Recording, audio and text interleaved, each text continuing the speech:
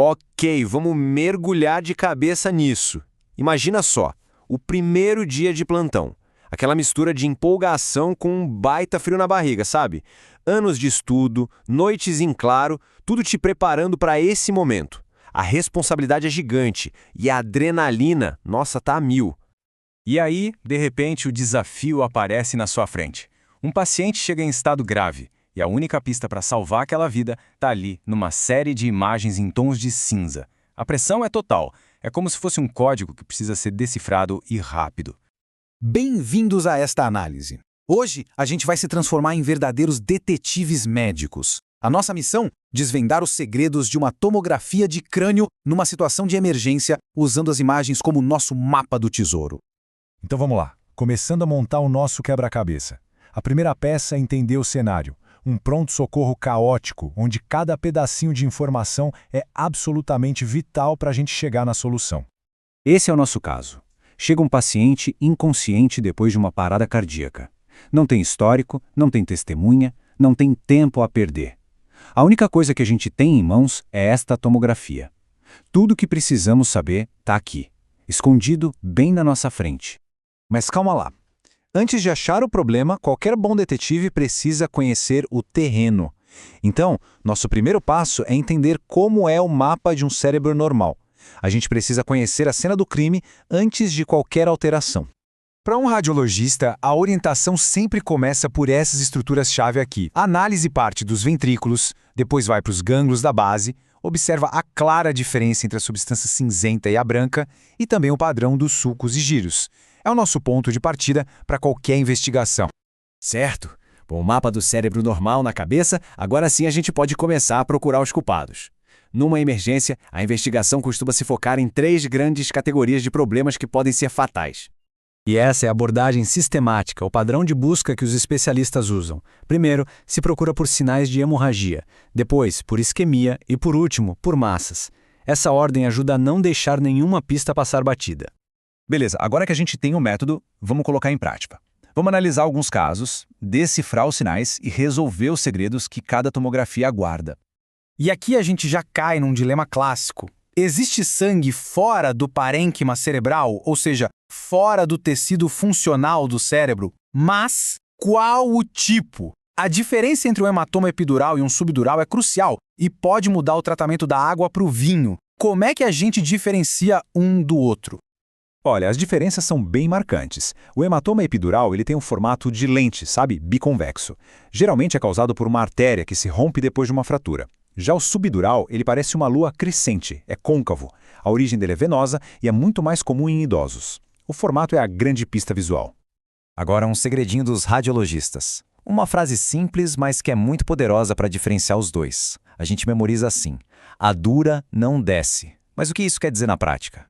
Então, o ponto-chave é o seguinte: o hematoma subdural ele acompanha as dobras da dura mater, aquela membrana que reveste o cérebro, como a foice, que divide os hemisférios. Ele meio que desce junto com ela. Já o epidural não, ele é contido pelas suturas do crânio, ele não cruza essas linhas. É uma dica de anatomia que resolve o caso. Vamos para outro cenário clássico. Quando um paciente fala, essa é a pior dor de cabeça da minha vida, um alarme dispara na hora.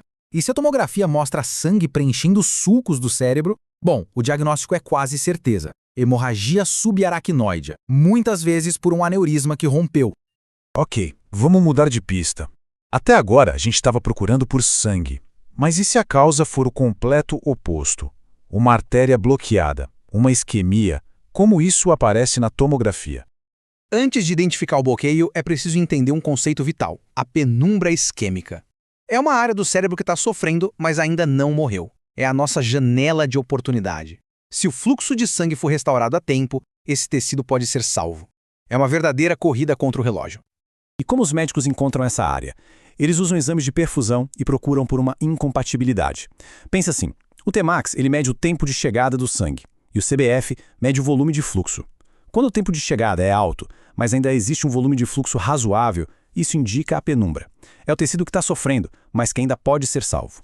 A tomografia também nos diz a idade do AVC.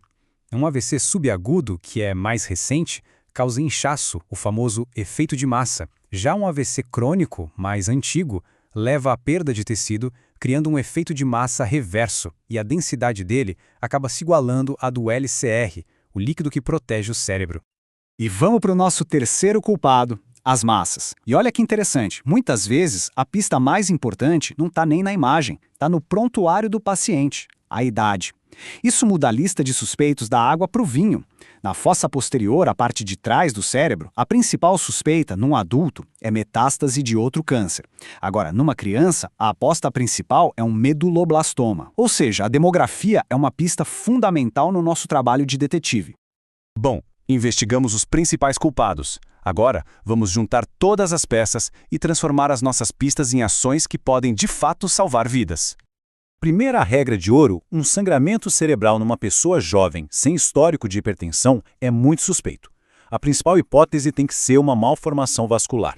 E o próximo passo é sempre pedir uma angiotomografia para mapear esses vasos. Segunda lição, a gente até já viu, a frase pior cefaleia da vida é um sinal de alerta máximo para a hemorragia subaracnoide. É uma pista que vem direto do paciente e que guia toda a investigação a partir dali. E por fim, um fato crucial sobre AVCs isquêmicos.